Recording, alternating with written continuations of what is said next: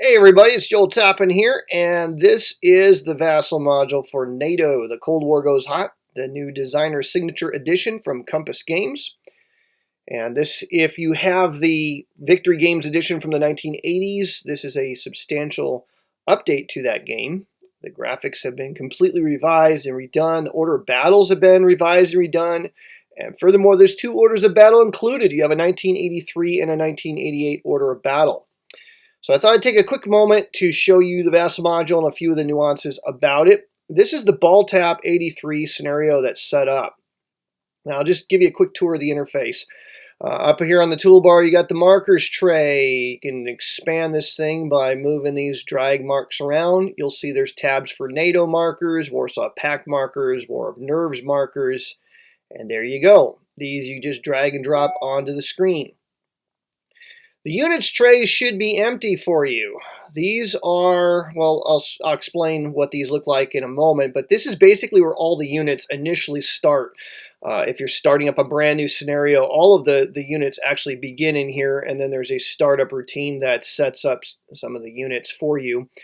With the scenario setups that are built in, the pieces should all be pre-positioned for you. There is a box here for destroyed units, and I see that I forgot to move these guys out of here. Let's just go ahead and do that now. Drag these guys out because they're not actually destroyed. They're just not included in this scenario, and I need a place to put them when I was setting it up, so that seemed to be a convenient enough spot for them. But there is a destroyed units window. It's divided into two sections. When you right-click on a unit, like if I take this Danish unit and I send him to the destroyed units box, he should go to the NATO side. And if we take one of these NATO brigades and destroy him, he should go to the other side. So your destroyed units should all be there.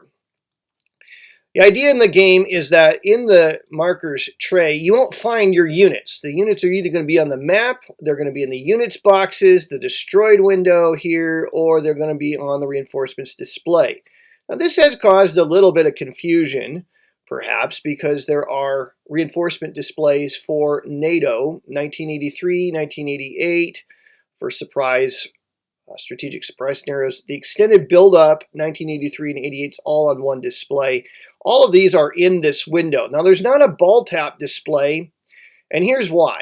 This is a pretty big graphic, and ultimately you don't really need it because all of your units are already pre-positioned for you on the turn track. So you can go ahead and start turn one, and the single Warsaw Pact reinforcements on turn two, all the Danes and land units show up on turn two, turn three, some Americans, the rest of the scenario. And there you go. So all of the units are really right there.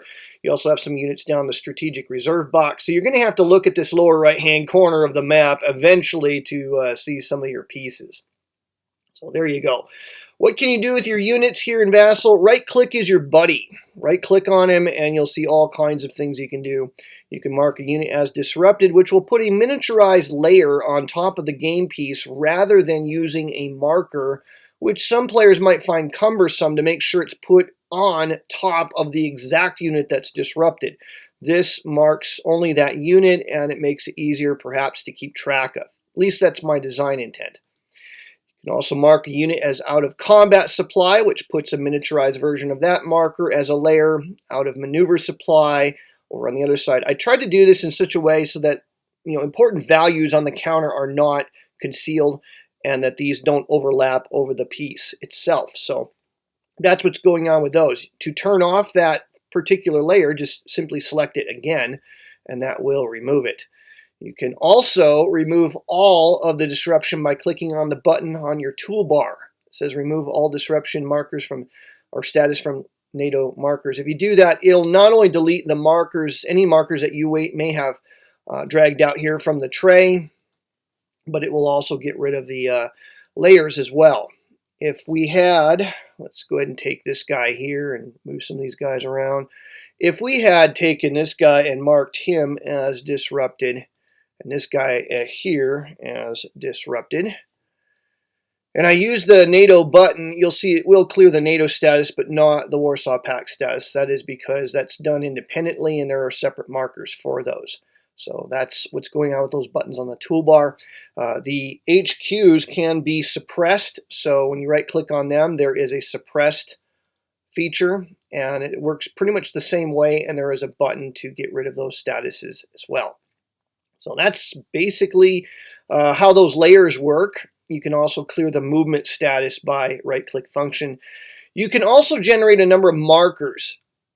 You can place a battle marker on top of the stack or on top of that unit by selecting that option. Then you can just drag it around and reposition as desired. Same thing with breakthrough markers. Whoops. Yeah, let's see what else. Conquered markers can also be generated. You can get your entraining marker. Remember, that's entraining status, so remember to flip that thing over once that status has been completed. So you can do that. You can put down gas markers. Remember, those are flippable to persistent and non-persistent status. You can also place an interdiction marker, and that will place a NATO interdiction flight marker. You can place a nuke strike. Those are fun, but be careful. You can end the game prematurely, as well as the world.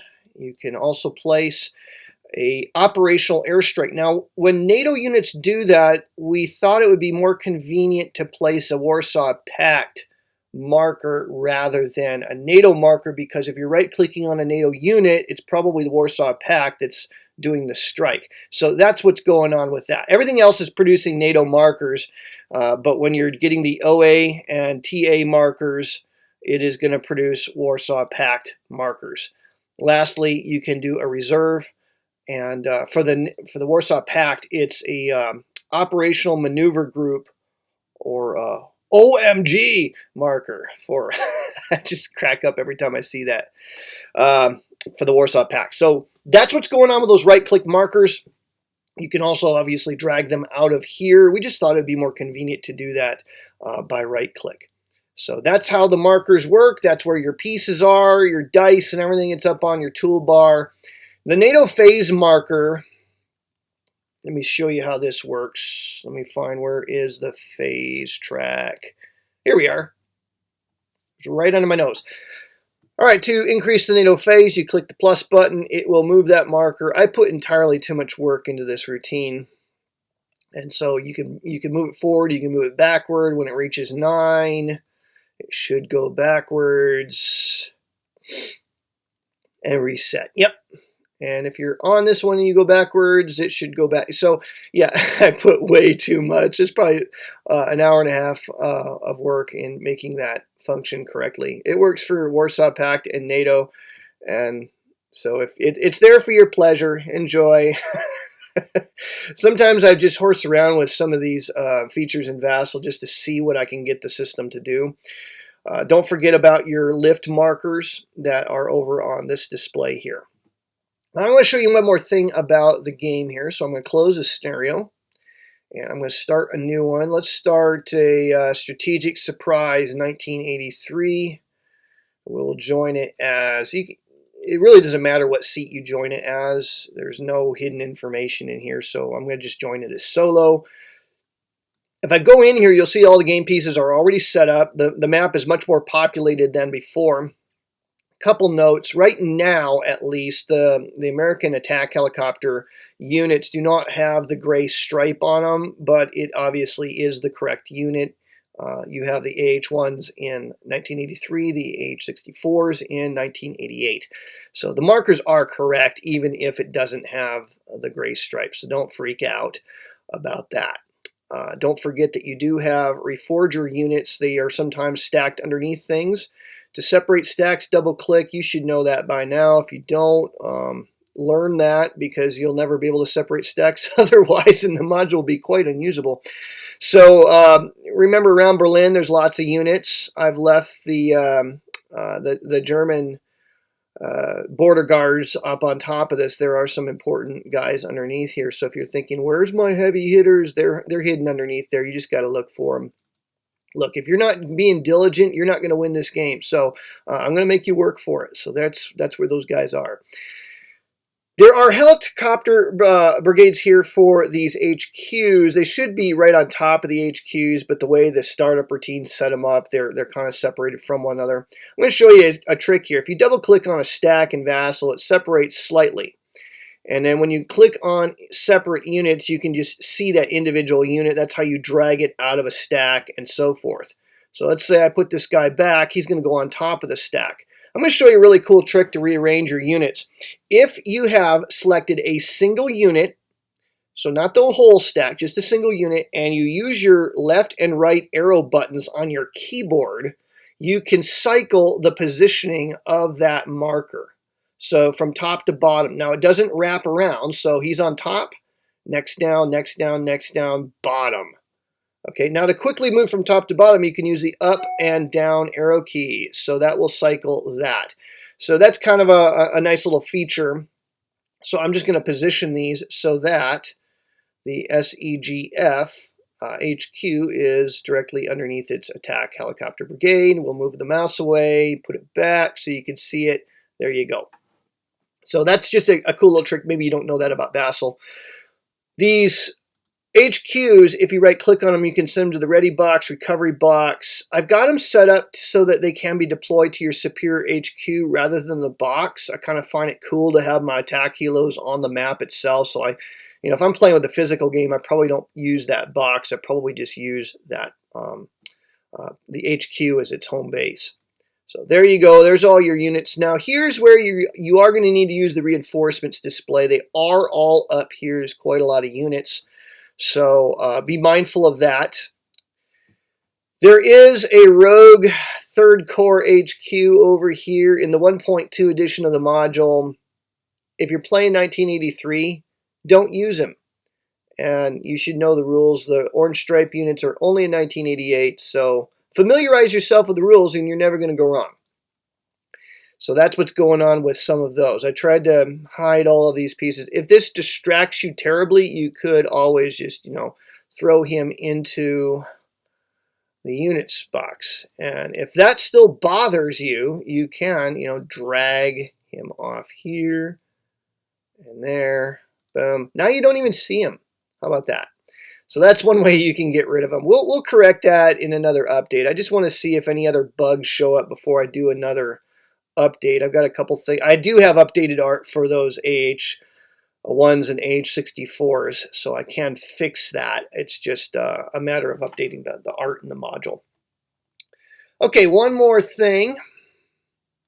Actually, two more things. I'm going to close this. I'm going to open up the extended buildup. We're going to open up this guy here. This module, or this scenario for the module, is a little bit different. All of your units are stacked in their core zones. The West German can stack anywhere in West Germany. Stack is over here in, what is that? Frankfurt is where I put them. The CENTCOM units I put down here in Hex 4219 and so forth. So you get to, this is kind of a free setup sort of deal. Familiarize yourself with the rules, again, to make sure that you put units in the correct spaces, correct places. Don't forget you do have units down your strategic reserve box. And so that's what's going on with this particular scenario. One note, again, if you're playing 1983, you have these men from the future here in Bremen. So you need to take care of, 3rd Corps sits up near Bremen. I just have the stack there. If I remember right, they can set up anywhere north of the Weser and south and west of the Elbe. So somewhere in this, basically in this pocket behind the Dutch and the West Germans and the British. So somewhere in this zone. So that's why I put them near Bremen. You can take the 3rd Corps guys from the future and you can just dump him like I showed you into here. If that, again, the very sight of them bothers you, you can also move them there. Do that, boom, they're gone, out of sight, out of mind. We don't need these creeps from the future, right? So that's where you put them. I think that's the nuts and bolts of this particular scenario. So one last thing I want to show you. We're going to close this out, and now we're going to start a brand new spanking scenario. What's going on with this? When you choose a new scenario, this allows you to do your own setup. If you want to make your own scenario, you could do this. Choose to join as observer, the default. Don't choose a player side. That'll be important, especially if you want other players to be able to use your scenario creation. So I put this option in here. First thing you're going to find is just about all the units are already set up on the map. Okay, so they're already out there. Up at the top of your screen, you will see some of these buttons that say Ball Tap, SS, which stands for Strategic Surprise, Extended Buildup, and War of Nerves.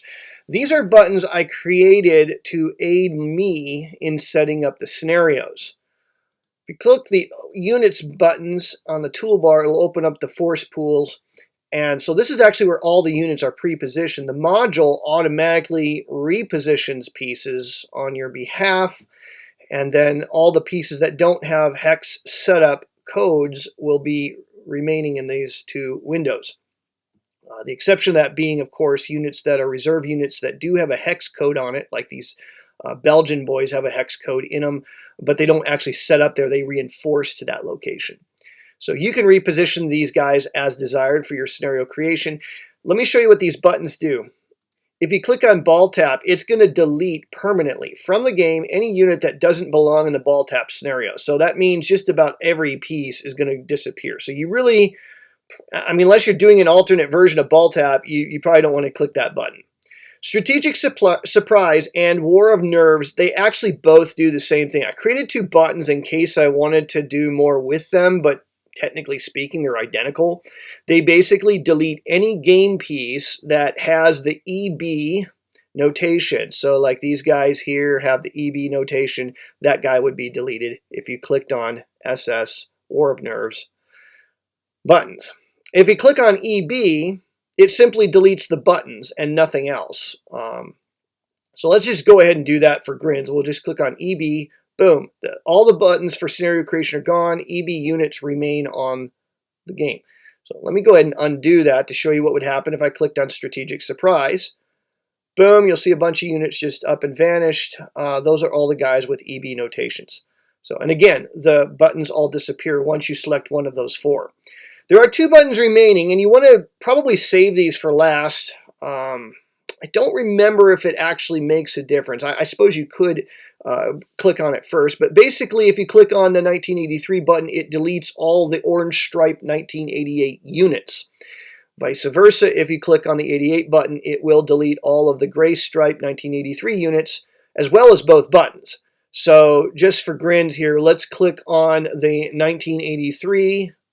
Boom, it should be gone. And by the way, that should also get rid of those rogue guys from the future from Third Corps HQ, those time travelers of ours. They will disappear in this. It's just I was using an older version for the base of the setup that's included in the module. So it's already been corrected in this. So if it really bothers you the way the setup has that 1983 or 1988 unit, you could do your own setup. You could redo it if you wanted to.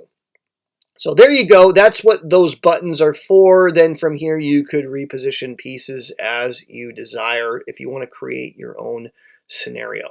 So that's all there is to it for the module. It's pretty straightforward. There is a little notes feature if you want to use that to keep track of things or even put notes pertaining to a scenario. You can actually include that in there.